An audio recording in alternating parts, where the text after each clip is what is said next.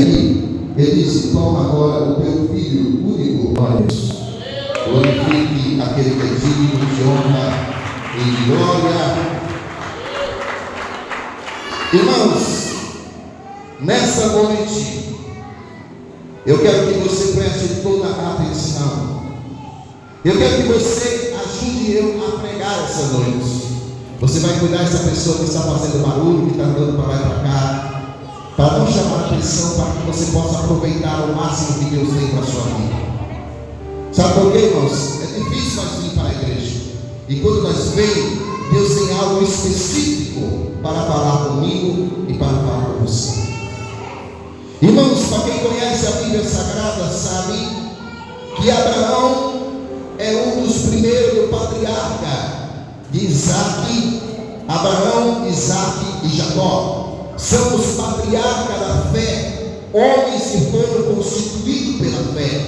Irmãos, para quem não sabe, Abraão, ele foi portador de uma grande promessa, e a grande promessa que Deus coloca na vida dele é que ele estava morando no meio da sua parentela. De repente, Deus lhe aparece e diz: sai da tua terra e do meio da tua parentela, porque eu quero te abençoar. Eu fiz uma análise pelo pouco que eu pude conhecer na vida de Abraão, e pude entender que Abraão já tinha grande quantidade de gado. Ele já era casado, ele tinha uma esposa maravilhosa, ele já tinha poderes requisitivos.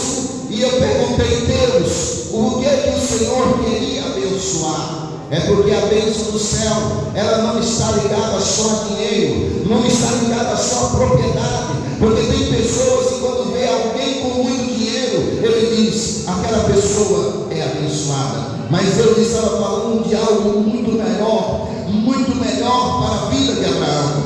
Sabe por quê? Porque Abraão era casado com Sara, mas porém não tinha filhos. Imagine você tendo tudo na sua vida e não tendo continuidade para dar à sua família, à sua descendência. Sabe o que eu aprendo aqui? Eu aprendo aqui que Abraão, ele tinha uma sede muito grande de ter filhos, de ter família e ter história, mas ele não podia, porque a sua mulher não lhe dava o direito de gerar filhos, não lhe dava o direito de ele dizer: o meu filho nasceu, não lhe dava. Eu percebo, irmãos, que o tempo vai passando e Deus olha para a angústia de Abraão, Deus olha para a vida de Sara, e Deus entra com providência, lhe fazendo uma promessa. Sabe o que eu vejo? Eu vejo, amém, Abraão na sua peregrinação, amém, de repente ele sai da tenda, porque uma voz diz: sai da tenda e olha para o céu.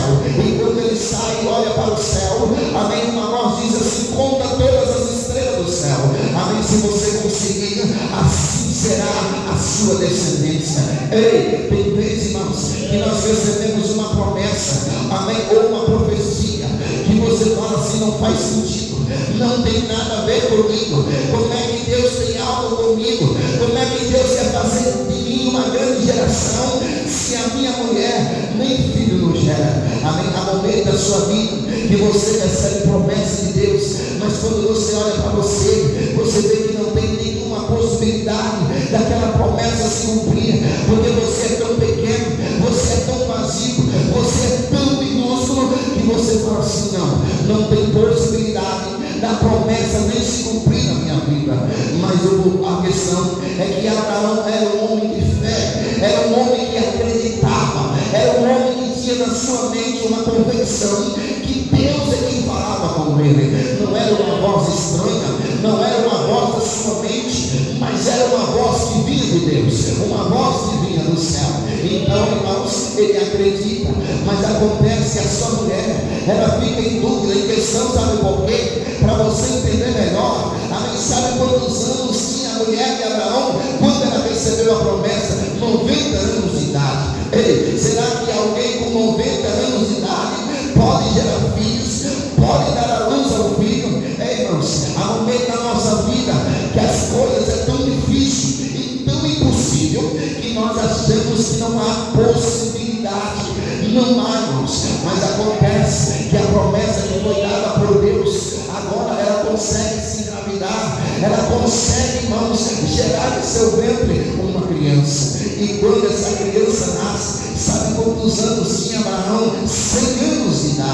Imagine agora, irmãos, ele, amém, com o seu profundo amor, agora naquele filho a qual Deus deu para ele. Mas quando Deus olha lá de cima, Deus percebe que Abraão faz, irmãos, que muitas coisas, muitas pessoas estão fazendo no dia de hoje. Sabe o que é? Idolatrando a sua família, idolatrando os seus filhos.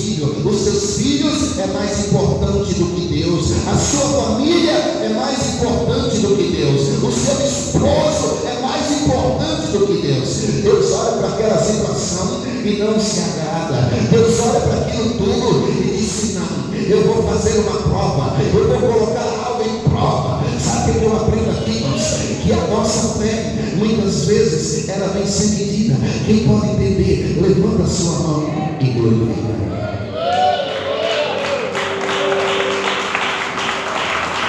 Cuidado. Às vezes você está amando mais coisas do que Deus. Aí Deus vai dizer assim: não, pois eu vou pedir. Eu quero aquilo que Ele está colocando em primeiro lugar. Eu quero aquilo que Ele está colocando acima de mim. A forma que Abraão olhava para o seu filho Isaque dava a impressão que ele amava mais a Isaque do que a Deus. Aí Deus lhe faz, irmãos, dois pedidos. Se você acabar de ler a qual nós lemos, você vai pensar que é um. Mas se você prestar atenção, você vai ver que Deus fez dois pedidos para Abraão. Deus primeiramente pede o seu filho. Sabe o seu único filho que foi gerado? Deus pede para ele. Diz: você me dá o seu único filho e vai até o monte Moriá, que eu irei te mostrar, e ali você faz o outro pedido. Sabe qual era o outro pedido, irmãos? Quem sabe o mais difícil, que era ele mesmo sacrificar o seu próprio filho. Imagine você, meu irmão e minha irmã, olhando para o seu filho, a qual você tem único, amando com todo amor, e justo ele. Deus olha para você e diz: pois eu quero que você leve ele até lá e dá o sacrifício. Sabe o que eu entendo, irmãos? Eu olhando para a vida de Abraão, quando ele estava no meio da sua família, no meio da sua parentela, ele escuta uma voz. E essa voz fala para ele assim: ó, levanta, pega tudo que é seu, não leva ninguém. Mas ele levou agora. Não leva ninguém, não fica aqui, porque eu não quero você mais aqui. Imagine você escutar uma voz e acreditar que essa voz vai mudar o seu destino, vai mudar a sua trajetória, vai mudar o seu pensamento, vai mudar a sua vida por resto da vida. Imagine isso. Mas agora ele volta a ouvir essa voz novamente, dizendo para sacrificar o seu único filho. Quem está entendendo, diga glória a Deus. Irmãos, você não está entendendo que você tem um filho na velhice, o momento mais carente da sua vida, o momento mais sensível. Ele olha para aquela criança com tanto amor, ele percebe ela crescendo, ela se tornando jovem, mas agora Deus pede para que ele leve até lá e o sacrifique. E aí, irmãos, tem hora que você fala assim: meu Deus, por que eu fui acreditar? Por que eu fui colocar a minha fé acima de tudo? Tem hora que nós somos falhos, pensamos desse jeito. Tem hora que o problema é tão grande, a dificuldade é tão grande na nossa vida, que nós percebemos que a nossa fé e a nossa escolha é quem fez nós enfrentar a dificuldade a qual nós estamos enfrentando. E ele pega ali o seu jumento, pega dois dos seus servos, pega o seu filho, pega a lenha e faz uma viagem de 2 a 3 dias até a direção aonde Deus tinha lhe mostrado que era para ele ir. Ei, irmãos, imagine ele olhando para o seu filho e pensando: amém, as últimas vezes que eu estou olhando o meu filho vai morrer, o meu filho vai ser morto, e eu vou ter que matar o meu filho porque é um pedido de Deus. Sabe o que eu penso, irmãos? Eu fico pensando como estava a mente de Abraão, sendo que Deus tinha feito uma promessa que dele sairia, amém, com uma geração como as estrelas dos céus, e agora ele, o seu único filho, Deus pede para que ele sacrifique. Ei, irmãos, há momentos da nossa vida, Sabe quanto tempo demorou, irmãos? Do momento da profecia, que Deus prometeu para ele o filho? 25 anos. Tem pessoas que vêm na igreja, Deus faz uma promessa, na outra semana eles saem murmurando. Eu fui naquela igreja e Deus falou, e revelou, o pastor, o missionário revelou, e não aconteceu. 25 anos depois que Deus tinha falado. Amém? Mas agora ele está caminhando para as montanhas a qual Deus lhe direcionou. A Bíblia diz que ele chega até a montanha, e quando ele chega até aquela montanha, diz a Bíblia que ele diz para aqueles dois servos: vocês fiquem aqui. Pegou a lenha, deixou o jumento e pegou o seu filho Isaac, e ele começa a subir a montanha de Moriá. Ei, irmãos, tem hora que você pensa assim: eu sofri tanto para construir, eu sofri tanto esperando o meu filho, eu sofri tanto buscando pela vida do meu filho, e agora eu mesmo estou indo para sacrificar o meu único filho. Aí tem gente que fala assim: mas é um absurdo Deus pedir isso para o homem, é um absurdo Deus querer isso da nossa vida. Ei, eu quero abrir um parênteses aqui agora. Deus, Ele agrada do nosso sacrifício. Deus, irmãos, Ele se agrada quando você abre o coração e diz assim: Deus, eu estou disposto a fazer o que o Senhor quer que eu faça. Em troca, eu tenho o Senhor intimamente na minha vida. Ele vai subindo, ele vai levando a lenha, na outra mão, irmãos, ele vai levando o cutelo, e atrás dele vem o filho, e ajudando também. E quando ele chega lá em cima, irmãos, o seu filho diz assim: pai, eu não estou entendendo, eu estou vendo a lenha, eu sei que o Senhor vai sacrificar, eu estou vendo o cutelo, mas cadê o cordeiro? O filho dele não sabia. Sabe por quê, irmãos? Tem coisa que quando nós não entendemos, é melhor ficar quieto. Irmãos, tem coisa que você não sabe, cale a boca. Tem coisa que Deus não te revelou, você não tem orientação bíblica. Além disso, pegue. E eu vejo um homem que disse: eu não vou dizer nada, eu apenas vou fazer o que Deus me mandou fazer. Irmãos, ele começa a montar ali um altar. Ele começa, imagine, o seu filho ajudando ele a montar o altar. Há momento da nossa vida, irmãos, que nós estamos contribuindo, nós estamos ajudando, sabe para quê? Para que morremos, para que sejamos prova, para que sejamos sacrificados. Há momento da nossa vida que nós não sabemos, que nós estamos usando a nossa energia, sabe para quê? Para que o processo de Deus aconteça, tanto na minha vida e na sua. Ele coloca as pedras, ele coloca a lenha, e seu filho está esperando a atitude do seu pai. De repente o seu pai chega na mão dele, amarra, chega nos pés, amarra, deita ele sobre a lenha, amarra ele. E naquele momento, irmãos, abaixa um pouquinho o fundo musical. Naquele momento é o momento da maior dor. Sabe por quê?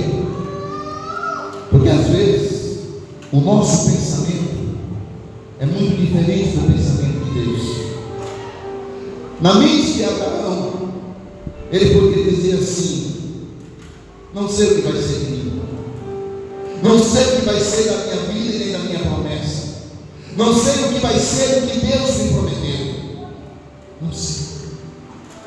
Quem sabe Deus existiu. A Bíblia não diz que ele pensou assim, mas ele poderia pensar: quem sabe Deus existiu da promessa que ele me fez, quem sabe Deus existiu daquilo que ele me falou. Mas ele continua. A Bíblia diz que ele deita o seu filho e ele pega o cutelo, e quando ele pega aquele cutelo, irmãos, para sacrificar o seu filho, ele ergue aquele cutelo para sacrificar o seu filho e queimar o seu filho com incenso na presença de Deus. Ele ergue o cutelo, e naquele momento que ele vai abaixar o cutelo para sacrificar o seu filho, uma voz brava dizendo: não faça isso, porque agora eu sei que tu me amas mais do que ama teu filho, tu também me obedeces.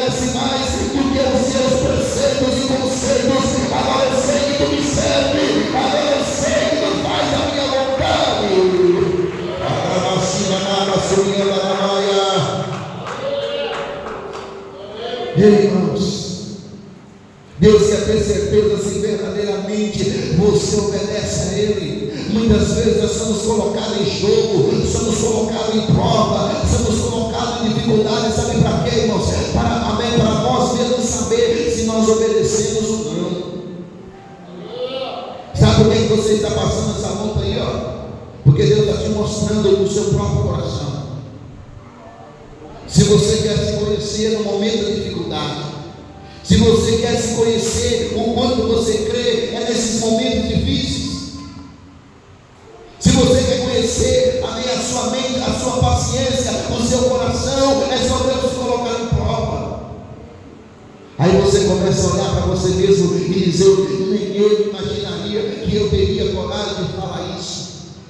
Não tem aquele momento da sua vida que você fala assim: amém, Deus me pediu, mas eu não tive coragem. Deus me mandou, mas eu não tive coragem. Mas Ele disse: não, o que prevalece na minha vida não é o meu conceito, o meu pensamento. O que prevalece na minha vida é a palavra de Deus. Sabe por quê, irmãos? A Bíblia diz a história de um homem chamado Jó. Amém. Jó, irmãos, foi um homem provado, assim como foi Abraão. Jó, irmãos, ele foi tão provado que Satanás saiu de redor da terra e foi até a presença de Deus. E quando Satanás chega lá, Deus diz para ele: você tem observado o meu servo Jó. Sabe o que eu aprendo, irmãos, através disso? Que Deus, ele tem orgulho, que Deus, ele tem honra quando Ele tem um servo que lhe obedece, um servo, amém, uma serva que sacrifica a tua vida, que está disposto, sabe para quê? Para fazer, apesar de tudo, a vontade de Deus. Aí Satanás não fica convencido, dizendo: olha, também o Senhor dá tudo para ele, não falta nada. Ele tem uma esposa maravilhosa, ele tem filhos, ele tem dinheiro, ele tem fama, ele tem riqueza, ele tem tudo, não falta nada. Mas toca nele para você ver qual é o caráter dele. Irmãos, o que Deus mais quer é que Ele não seja decepcionado comigo e nem com você.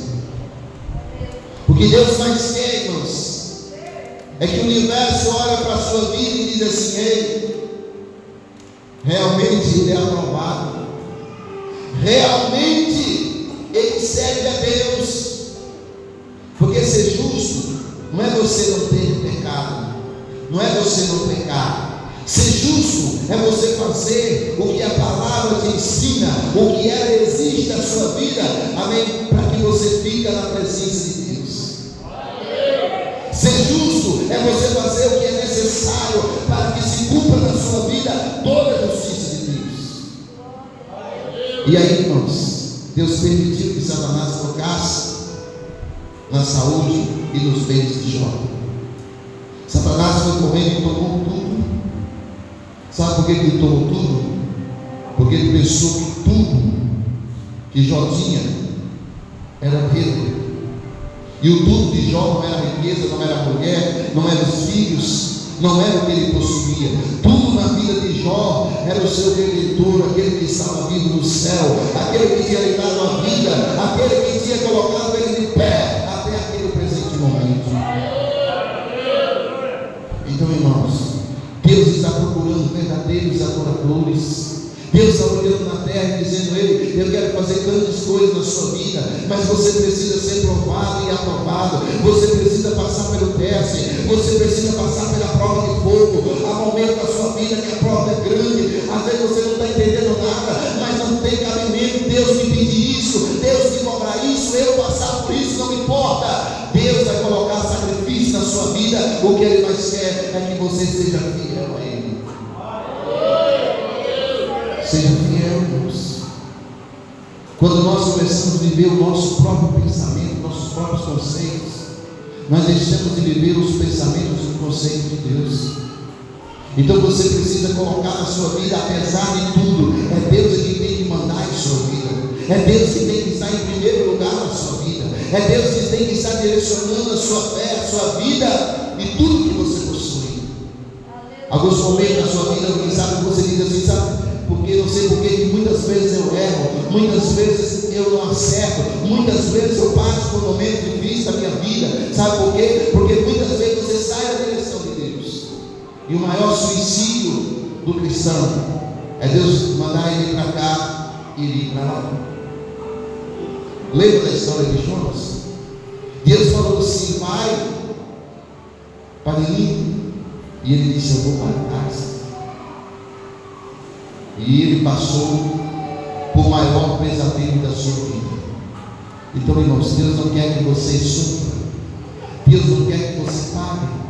Deus quer realizar grandes obras na sua vida, mas Ele também quer que você permaneça firme. Ele quer que você permaneça fiel. Ele quer que você permaneça na posição que Ele te chamou e te colocou. Aleluia. E quando, irmãos, a Bíblia diz que quando ele desiste de sacrificar, porque Deus falou que não era para ele fazer, quando ele desiste de fazer, quando ele olha para a frente, ele vê que um cordeiro estava enroscado, irmãos, em uma árvore, e ele pegou aquele cordeiro e sacrificou em lugar do seu filho. Porque a profecia que ele colocou dizendo: Deus proverá para nós, filho, um cordeiro. Deus proverou mesmo um cordeiro para aquele sacrifício. Sabe o que eu quero que você aprenda? Que apesar das suas lutas, apesar das suas provações, apesar do sacrifício a qual você está vivendo, você precisa, amém, profetizar coisas positivas na sua vida. Você precisa profetizar coisas maravilhosas na sua vida. Talvez alguém olhe para você e diz: você está sofrendo, mas você profetiza: eu vou vencer. Quem sabe alguém está olhando para você e diz assim: você está devendo, você está sem dinheiro, mas você profetiza: eu vou ganhar dinheiro, eu vou pagar as minhas dívidas. Você está passando fome, mas eu tenho solução, porque eu tenho saúde, eu vou trabalhar e Deus vai entrar com providência. Eu percebo que aqui a necessidade de nós usar a nossa fé para obedecer, também usar a nossa fé para determinar, é muito importante em nossa vida. O que você tem feito para que a sua vida melhore? O que você tem sacrificado para que Deus possa mudar a tua história e te fazer aprovado na presença dEle? Feche teus olhos neste momento.